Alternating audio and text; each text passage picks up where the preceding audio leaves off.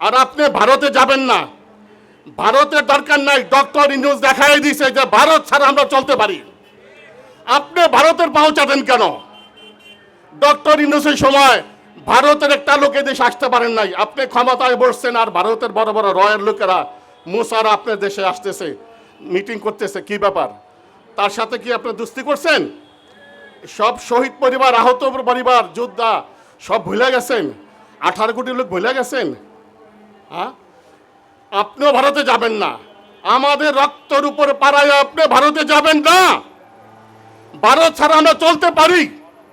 আগে বলতো ভারতের এটা না হলে চলে না, ওইটা না হলে চলে না। আমরা দেখাই দিছি 2 বছর ভারতের কিচ্ছু আমরা চাই না। আমাদের দেশের আলু পেঁয়াজ গরু খায় এখন। আগে বলতো ভারতের আলু ছাড়া পেঁয়াজ ছাড়া বাংলাদেশ চলে না। ভারতের টাকা আমাদের দেশে আসতে হবে। কোটি কোটি হাজার কোটি টাকা ভারত নেওয়া যায়, আমরা ভারত থেকে 1 পয়সা আনতে পারিনি কোনোদিন না। এই 54 বছর আমরা ভারত থেকে কিচ্ছু পাইনি।